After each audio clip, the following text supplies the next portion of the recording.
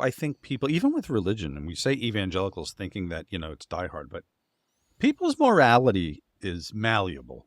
I've sat in the times I've had to go to a church for a wedding or a funeral, and we all watch the same news. So we see reports that, our archdiocese had to admit that they were moving around pedophiles to different parishes, so they were not found.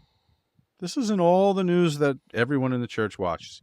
And when they pass that basket, people go right into their pockets still.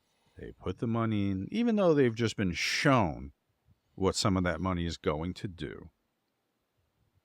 They're indoctrinated. They've been doing it since youth. So it's a reflex.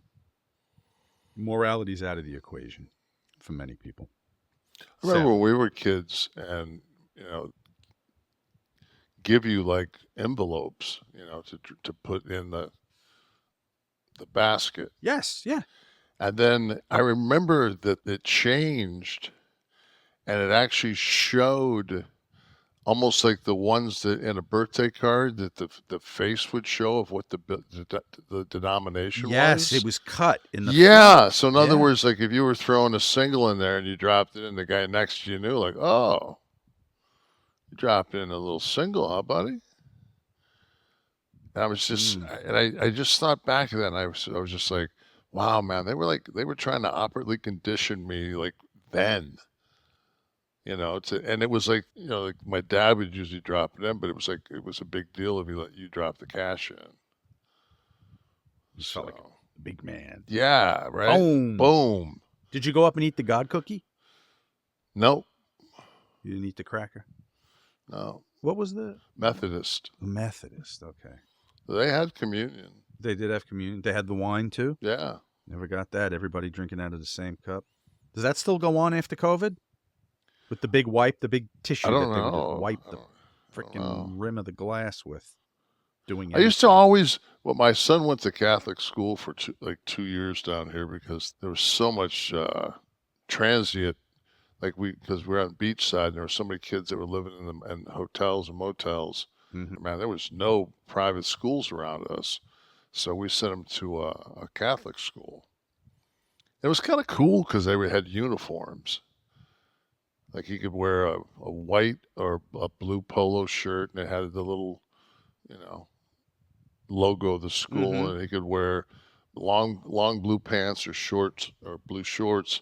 And he had like 5 white shirts and 5 blue shorts. And they had to wear all black tennis shoes and he had little socks. It was kind of cool because there was no arguing about what he wore. But I remember that he was reading from the Bible in front of the whole congregation. So we went in support. And it was to watch the Catholicism. They have the senses and all this, the smoke's going around behind. Incense and everything. Yeah, it's they got the little dog and pony show. Then they slide in, and then the priest. Basically, it's like Catholicism 101. If you've never been here before, it's like you don't get to press the skip the recap. It's just recap. And that was the whole thing that I liked about the Methodists. He would go up there and it was like they could improv a little, right? Yeah. If something was a little bit off, they could say. But I do remember that 9/11 that they did bring up, they talked about that briefly. But did they tell you to go out and hug a Muslim? Probably not.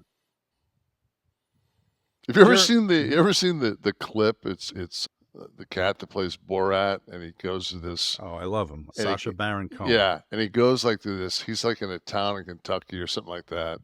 Then he says, "This is." Which plan would you like? And then the other one's it's fuck, man, it's unbelievable. And then it looks like something from Game of Thrones.